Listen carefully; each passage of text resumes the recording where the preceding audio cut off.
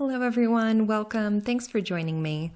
We're looking today at the cultures that occupied what is today the area occupied by the nation of Mexico prior to the arrival of the Europeans in the area and the annexation of the region into the Spanish Empire in the 16th century, a period that we call the Pre-Conquest era.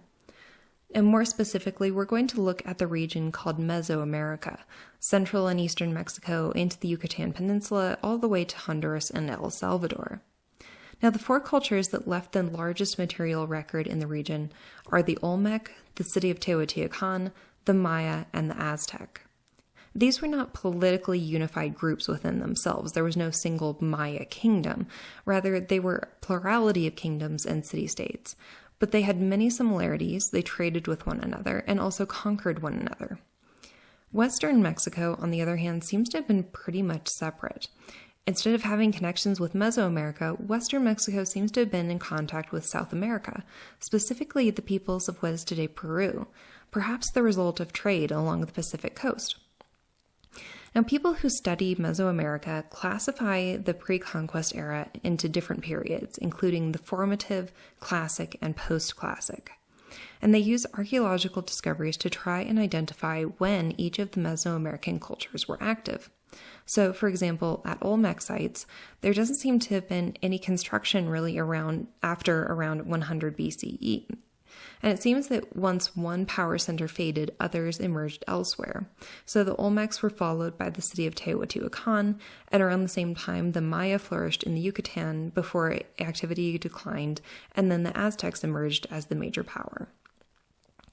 Now, within the cultures of Mesoamerica, certain themes and characteristics recur across the region and throughout the pre-conquest period.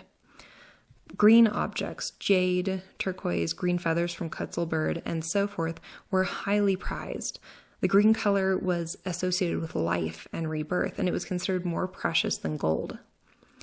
Mesoamericans did have wheel technology, but interestingly, they only used it for small figures that may or may not have been children's toys. There's no real consensus on that yet. There was very little metalworking until the later periods, and then it was really pretty limited to small items, jewelry, headdresses, cult figures, and so forth. The Mesoamerican cultures also all used a type of vault called a corbelled vault to enclose space in their stone buildings. This vault had certain properties that meant that the rooms that were using the corbelled vault had to be rather narrow and tall. So it kind of predetermined some of the architectural forms that would take place. There was also a shared practice of playing a ball game using a rubber ball in two teams in specially constructed courts throughout Mesoamerica, and this game seems to have had a lot of spiritual, religious, political, symbolic connotations in addition to just being purely recreational. There's also a practice of pyramid building and the use of a 260-day calendar system that seems to have been based off of the human gestation period, so the length of time from conception to delivery. And finally, all commemorated their rulers in portraits and monuments, as we'll see. These properties all seem to have been present in a group called the Olmecs. They are really the first major Mesoamerican culture that archaeologists have identified. There is activity in Mesoamerica prior to this, certainly, but not much of interest art historically. So this area of the Gulf Coast where the Olmecs emerged around 1500 BC could support a lot of agriculture. It had this rich volcanic soil and plenty of water, and this created a surplus of food that was controlled by a political elite. We know that Olmec society was very stratified. That is, there were significant distinctions between the various social classes. Their trade networks stretched far beyond their home territory, and the ruling elite commanded a lot of power and wealth. This was clearly a very advanced society. And the Olmec elite leveraged their extensive resources to create several ceremonial centers. And it's not really clear whether or not these were centers for city-states or what. There's a lot we don't know about the Olmecs, but We can tell that these were sites that were deliberately laid out with temples, tombs, courtyards, ball courts, and political monuments.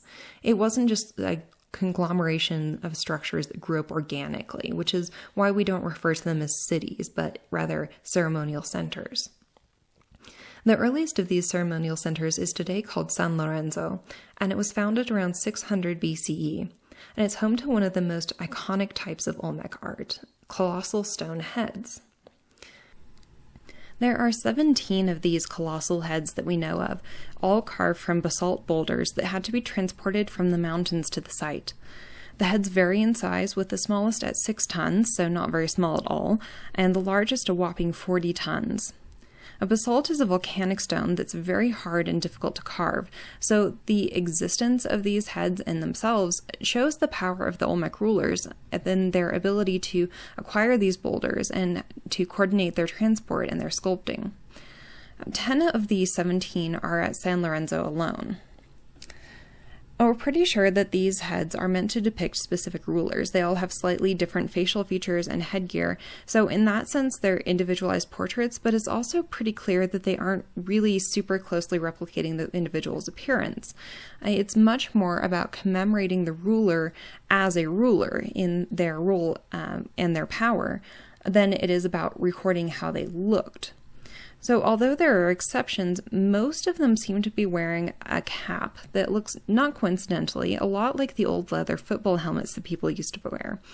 And these were probably helmets that were used when playing a ball game that was popular throughout Mesoamerica, and which seems to have had a lot of really complex symbolism, like associated with warfare, some mythological stories, ritual sacrifice, as well as just with pure recreation. So the fact that the rulers are depicted wearing these caps tells us in a way how important this ball game was, that they would be shown in this role.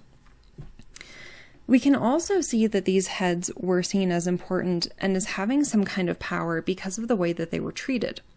So around the year 900 BCE, there was a ritual killing and burial of colossal heads and other sculptures. So sculptures that were sort of full body figures were beheaded, for example.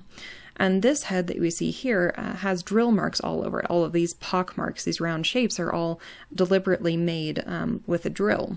And it seems that the heads had to be somehow deactivated or rendered non-functional before they were buried. They had a kind of innate power that if they just wanted to get rid of the heads, they would simply have buried them. But it was important, apparently, for them to be defaced in a way before that.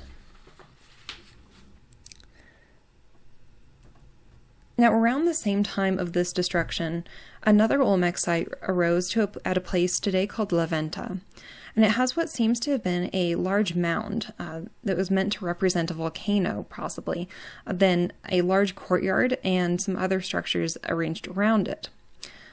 Here at La Venta, colossal heads were arranged at the courtyard edge. Interestingly, they were facing outwards, as if guarding the courtyard. They weren't facing inwards, but out. The courtyard itself is also really interesting because of what's underneath it.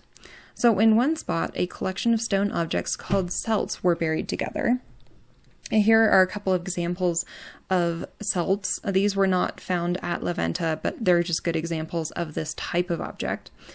Celts are stones that are carved in an elongated, rounded shape to imitate the head of an axe, but they were not actually carved and sharpened to function as axe heads, they're just imitating that shape.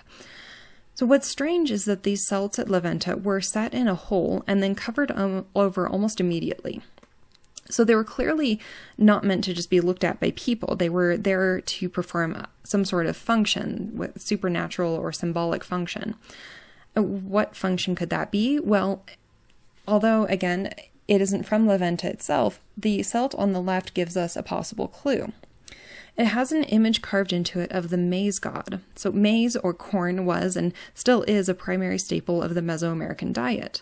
And the celt shape itself is also really similar to the shape of an ear of maize. So it's possible that by planting these celts in the earth, there was an association with the idea of prosperity, abundance, and life that came with maize. Also notice that many of these celts are made of greenstone, and again, green and the greenstones were associated with life and abundance and fertility. So again, appropriate to this kind of life-giving role. At another place under the courtyard at La Venta, archaeologists discovered what's called simply offering number 4. And it consists of 15 figures carved from various green stones who are all arranged to face a central granite figure who stands in front of 6 celts. So here we see the celts, here's the granite figure in the center, and then gathered around him are these different greenstone figures, all kind of facing him. Around the year 600 BC, the different pieces were arranged in a small trench, and then layers of cinnabar, hematite, and white sand were carefully poured in to fill it up. And then a platform was constructed on top of all of this. Interestingly, about 100 years later, a smaller hole was dug down just to the tops of the figures and then filled back in again, as if making sure that it was like all still there and still in order. Well, what does this mean? Well, we don't know, but clearly it was very deliberate and very important. It's also interesting to note that these different figures in offering number 4 were not specially carved for this placement. They had all been used previously in all other contexts, and we can tell this thanks to the wear patterns on some of them. They were used in different ways, and then they were repurposed here in this assemblage. Another common image in Olmec art is what's been called a were-jaguar, so a kind of composite or hybrid figure that combines features of human and jaguar. Jaguars are the apex predator in Central America, so it makes sense that they were associated with kingship, masculinity, power, and the gods throughout Mesoamerica. So it's a little surprising then that many of the were-jaguars are babies, like this figure here. It may be that they're meant to represent a specific god or hero when he was a child, and that perhaps this is not simply a type of character, but a specific figure in Mesoamerican mythology. We just really aren't sure. You might also be looking at this and thinking, I don't really see how that's a jaguar. Well, you're not alone. Some archaeologists and historians have speculated that maybe these are not meant to be jaguars at all, but perhaps human eagle hybrids or human toads. At any rate, the characteristic features are this kind of cleft in the forehead, the slanted almond eyes, and then the very large, sort of dramatically howling or wailing mouth. Sometimes there are fangs in it. Usually it's just without teeth, as you can see here.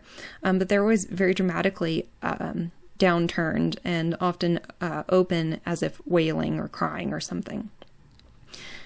Sometimes the were-jaguars are also given accessories and features that are associated with the rain god, like we see here. So here, the sort of zigzag pattern that you can see on either side attached to this headband is a headdress that is associated with the god of rain.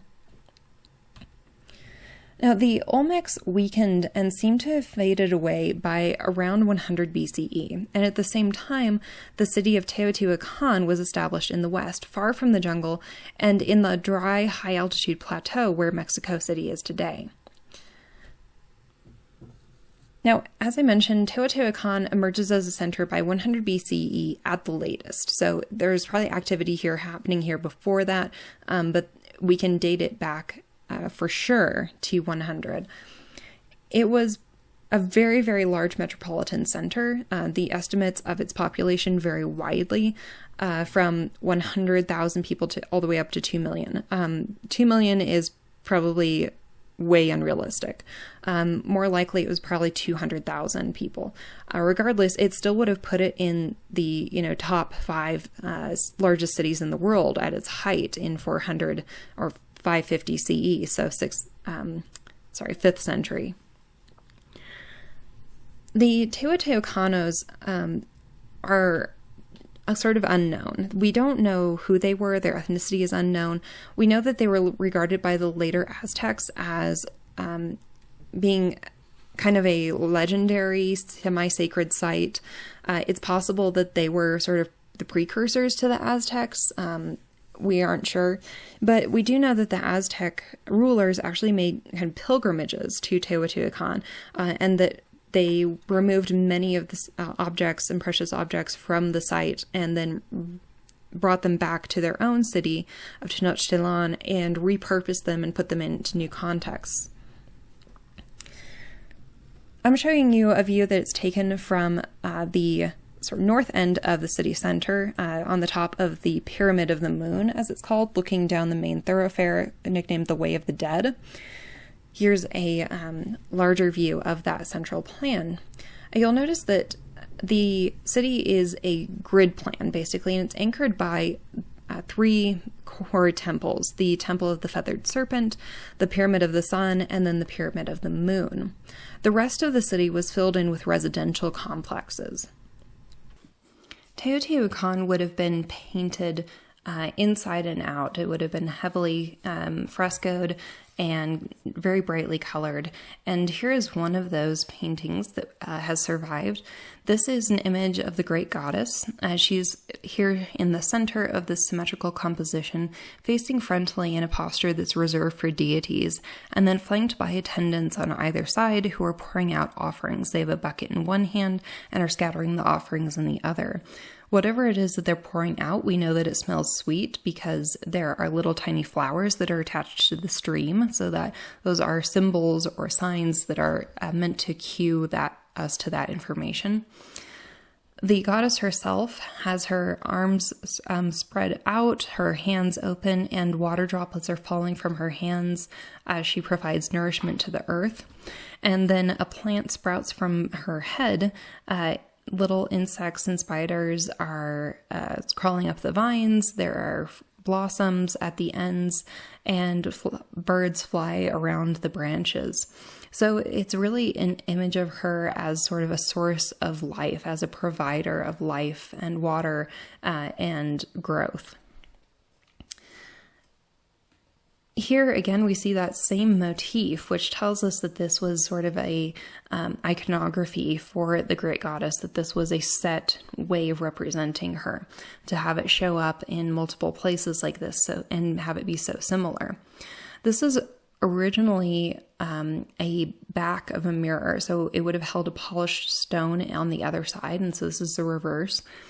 And it follows the same format as the painting. We have the great goddess in the center in a symmetrical composition with her attendants on either side.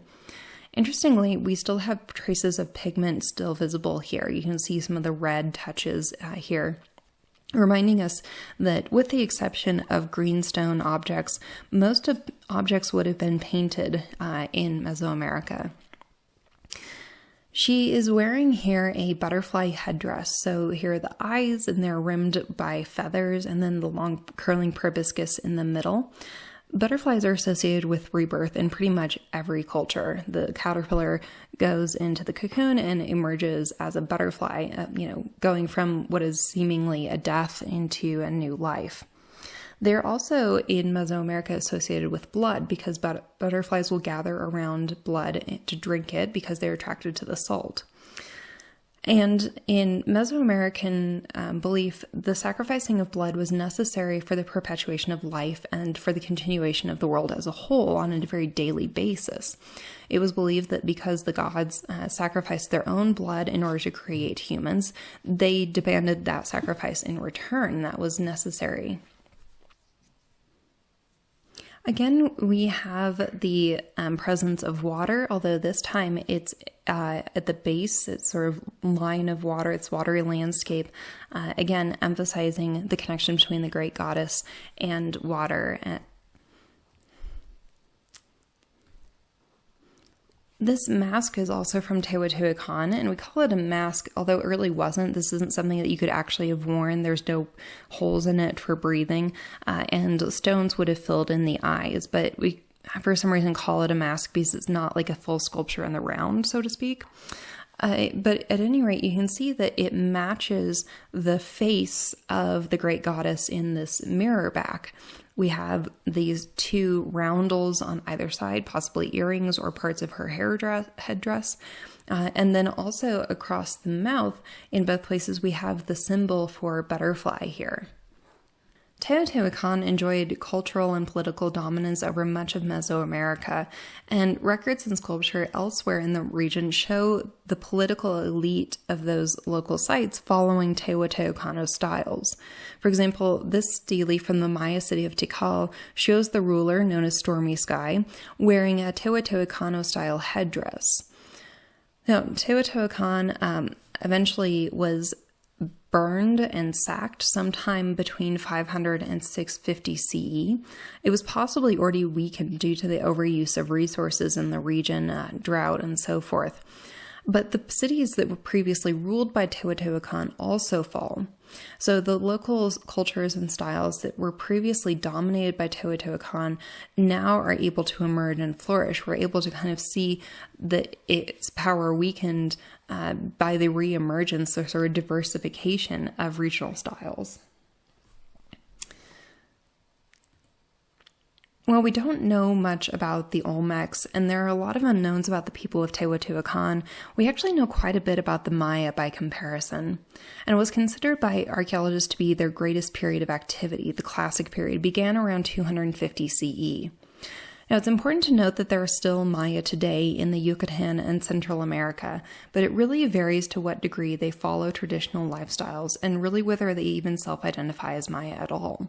So the material remains that we still have from the pre-conquest Maya were created by and for the Maya elite of the time. And I want to draw a distinction between this material that we're going to be looking at and talking about today and then the Maya people of today. So unlike the Olmecs, the Maya had a written language, and it seems to have been a combination of pictographs, so where the picture of the thing represents the thing, and then syllabic symbols, where the symbol represents a sound in the spoken language.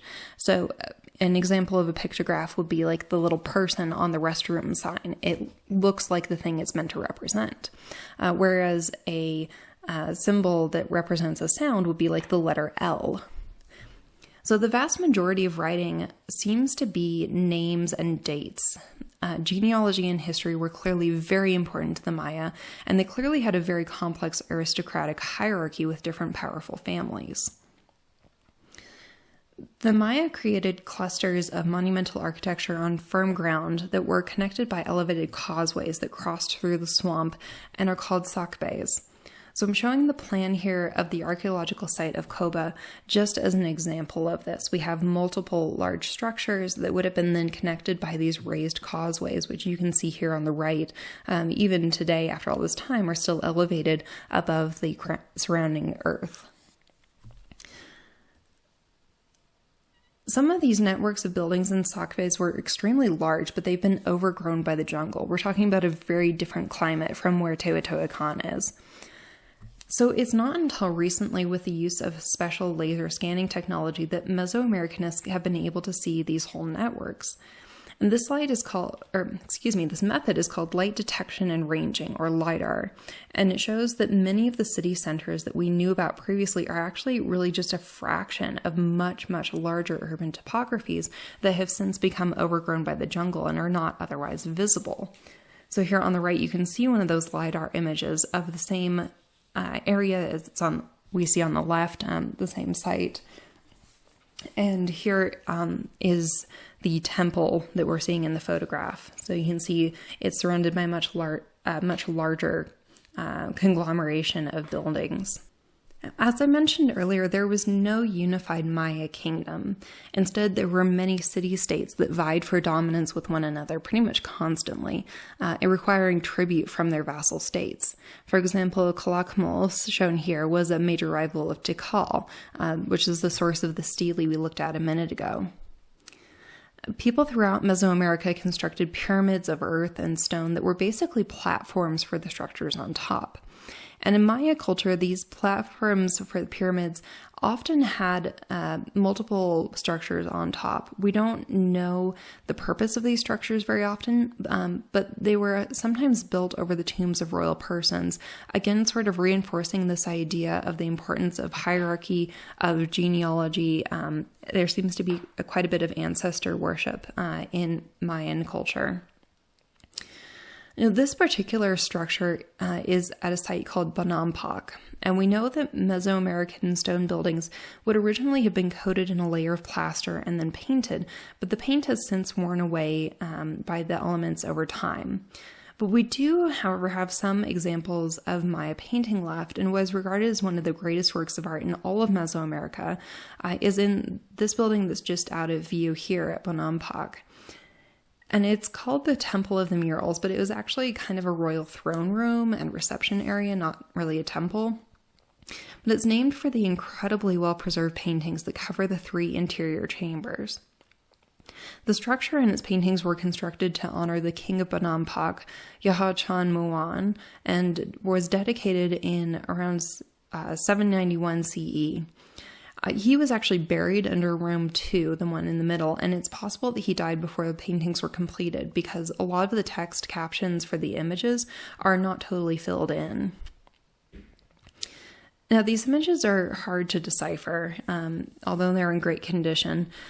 So I am going to show some reconstructions and views of a replica that was painted by a Guatemalan-Mexican artist named Rina Lazo in the Anthropology Museum in Mexico City. So the image on the right is one room of the original monument, and on the left you can see Rina at work. Each of the 3 rooms has a different subject. So in room 1, as you can see here, the walls are divided horizontally into bands called registers, and each register is treated as its own space with its own ground line. But the activities in the registers are all related. So room 1 is basically a giant procession and ceremony honoring the king and presenting him with tribute from his various vassals. The bottom is a procession with musicians and performers. The middle is filled with writing or glyphs that talk about official business and identify some of the people. And then next are Maya nobles in their ceremonial regalia, and they present a tribute or tax payment of cocoa beans to the royal family seated on the large throne.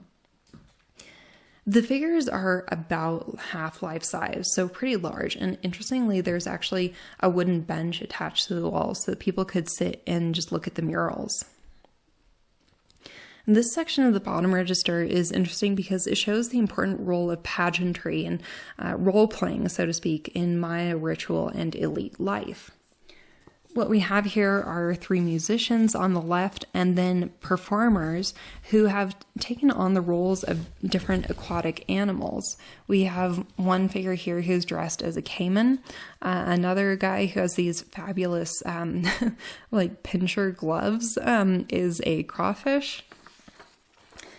And since the overall theme of the room is the king receiving tribute from his various vassals, this scene might be reinforcing the idea of the abundance of nature being at the king's disposal. Here we have one of the Maya nobles who's getting ready to dance or to perform in some sort of ceremony. His assistants are helping him to cover his body with red paint, and then he has this massive feather framework that is attached to his back. Room 2 is totally different in subject and in how it's presented. Here, the subject is a battle and its aftermath. And on the south wall, which we're seeing here, all of the orderliness of the registers is gone. Instead, we have a confused jumble that expresses the chaos and violence of battle. We can tell it's probably a night scene because it uses some really unusual dark pigments. And if you're looking at this and thinking, I can't see anything, well, you're not alone. I can't really distinguish it either. And there are very few pictures of the battle scene in room 2. Here is a part of the reproduction where you can see things quite a bit clearer. Interestingly, the victorious warriors are dressed as jaguars, and the warriors of the losing sides are dressed as birds. Jaguars, again, are the apex predator. They are seen as strong and masculine and powerful. Birds, for the Maya, were not. Also, the victorious side, some of the figures have 2 right hands. Some of the losers have 2 left hands, but they're all shown at least as left-handed. The reason for this is that being left-handed was a sign of femininity and weakness. So basically, this is just pure propaganda. What we're seeing here is that the losers lost because they deserved to lose, because they were weak, they were inferior, they were not as strong and as deserving to win, frankly, as the victors, as the people of Bonampak and the king. So it's presented basically as an inevitable victory. The opposite paintings in the chamber are set on top of a pyramid where the defeated enemy captives are being tortured and sacrificed before the king.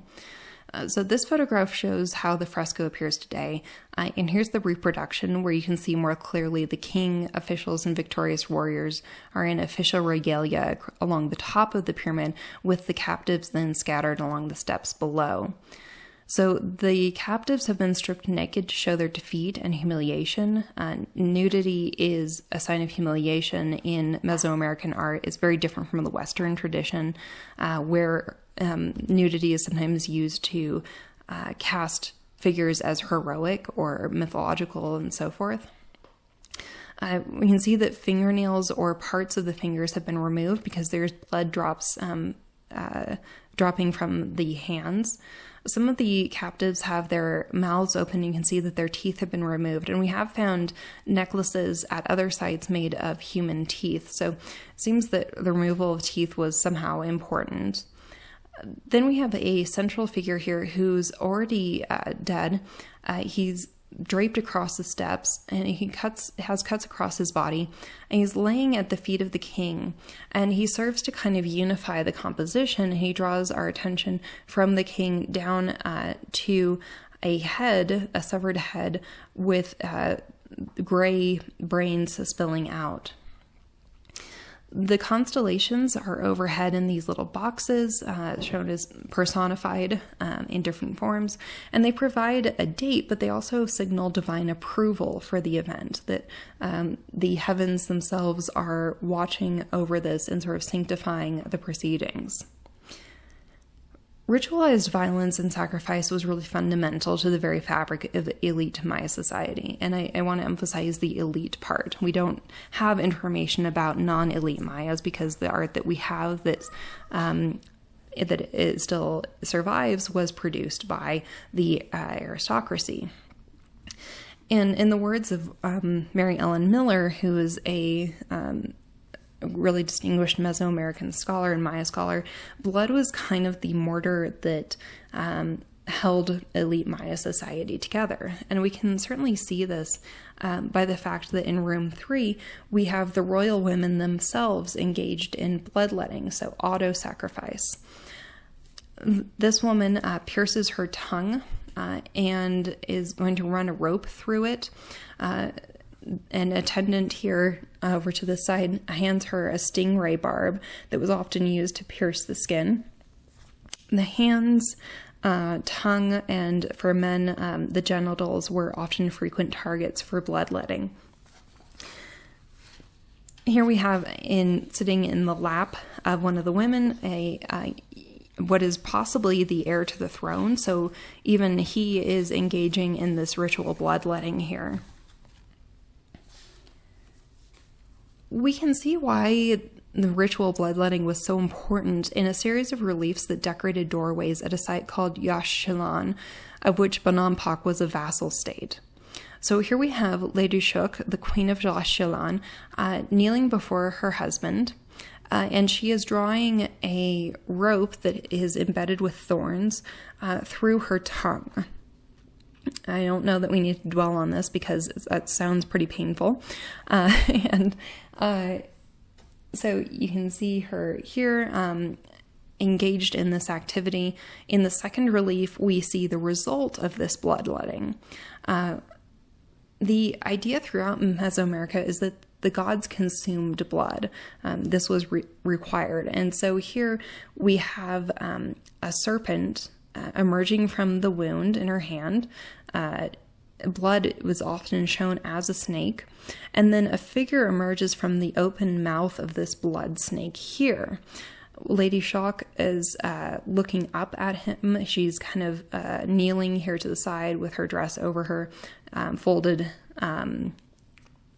beneath her, And the warrior that emerges is dressed as the war god. He's either meant to be one of Lady Shuk's ancestors, or he's the war god himself. It's not clear. Interestingly, however, the snake itself is Teotihuacano in style, and it shows the influence of Teotihuacan culture on the Maya elite at this time, even at this distance, at this far remove from the city. So here, blood is literally a vehicle for the supernatural vision. So this spirit, this vision is being carried by the blood serpent, and it is the blood of Lady Shuk and her sacrifice that makes this supernatural appearance possible. In the third relief, Lady Shuk is presenting a jaguar helmet and shield to her husband. So when we read this as a series, the reliefs show us that the bloodletting rituals granted supernatural aid and authority to wage war. And the helmet and the shield are both a sign of this approval, and they were perhaps even provided by the god of war. I just want to call attention for a moment to how beautifully rendered and how beautifully sculpted this is. The elegance of line and form is just really exquisite here. I think especially in the jaguar helmet is particularly wonderful. These are clearly sculpted by really gifted and talented artists. Now, we don't know why the Maya declined, but we do know that really their final sort of records and images that they themselves produced were of war. And it has been proposed that really the situation among the elite families just kind of devolved into a state of perpetual warfare that was not sustainable. Now, in the high plains of western Mexico near the city of Teotihuacan, the Aztecs then took advantage of the Maya collapse to extend their own empire throughout Mesoamerica. The Aztecs called themselves Mexica, and they had their capital at Tenochtitlan on an island in Lake Texcoco. You can see here this map just zooming in on this site. The Aztecs told this story, that their own founding myth that was recorded in the early 14th century, saying that they were originally from some place called Azatlan that was said to be somewhere in northwestern Mexico, and they were ruled by the neighboring city of Culhuacan. The Aztecs asked for a royal bride from Culhuacan, so that ruler granted his own daughter. He sent her over to get married to an Aztec. And then when the ruler visits, thinking that he's going to be attending the inauguration of a new temple, he finds the Aztec priest wearing the flayed skin of his daughter. So he's quite upset and drives out the Aztecs, who then have to find a new homeland. But their god, their patron god, Huitzilopochtli, who is the god of war and hunting, tells them to look for a vision that he would lead them to a new home on an island in a lake where an eagle would sit on a cactus. And so that's how Tenochtitlan was founded. We can see that event, the sign reproduced here in this early codex. It is also still commemorated on the Mexican flag today.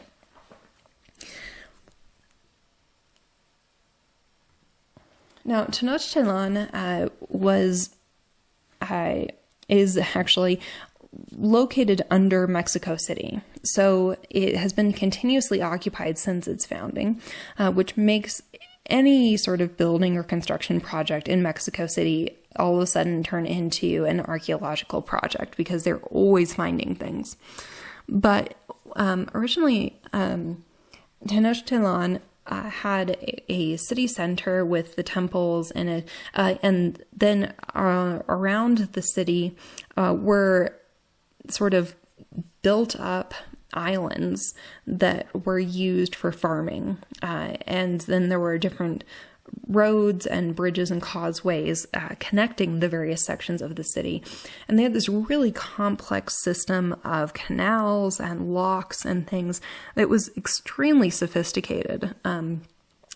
Just Interestingly, after the conquest, the Spanish were having a lot of trouble with flooding in the city, and so they hired a Dutch engineer to come and study the site.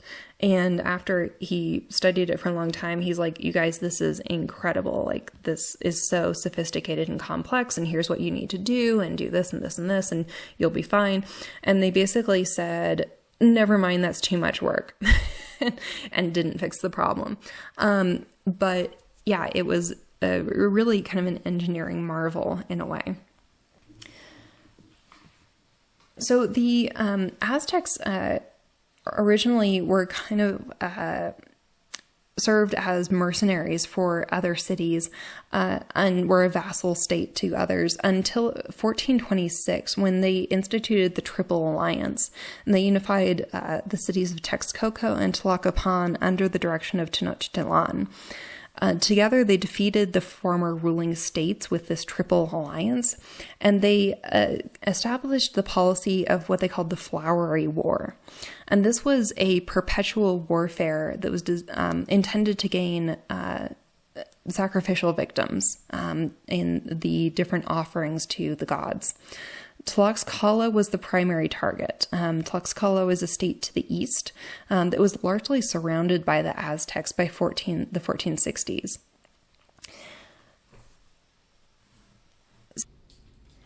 It's heavily debated to what extent human sacrifice and even cannibalism were practiced by the Aztecs, or really in Mesoamerica as a whole. There are the accounts of the Spanish conquistadors, which are quite graphic, and it's hotly debated how accurate those are. We do, however, have archaeological evidence that shows that the Aztecs did practice human sacrifice, although one scholar has argued that it should not be called human sacrifice because really it was an extension of war, that it was merely a continuation of the activity of warfare. However, we know that the Flowery War, at least, seems to have been carried on expressly for the purpose of securing victims from Tlaxcala. So the important thing to understand is that for the Aztecs and the Mesoamericans, blood was seen as essential for the perpetuation of life and the world itself. So there was a very high stakes reason for these rituals. It seems that different gods required different sacrifices, and often the sacrifices were sort of reenacting myths or fundamental sort of truths about the world. So, for example, Xipitotec on the left here, his name literally means Our Lord the Flayed One. He is often shown wearing the flayed skin of a victim, and his particular sacrifice was often done by taking the victim, removing the heart, and then removing their skin. The skin would then be worn by a priest for 20 days before it was then taken off and put in a jar and sealed and put in the temple. And the point of this was to both reenact, and make possible renewal. So the emergence of a new person, seemingly, out from under this dead skin as it decays. It was also seen as a sort of metaphor for corn, for maize, as the kernel has to shed its outer skin before it can then sprout. I'm going to be publishing a short talk that will go straight to the library Facebook page and to YouTube. That will be a sort of part 2 to the Oceania talk that we had last month. So I hope you'll check that out. And again, thanks for joining me.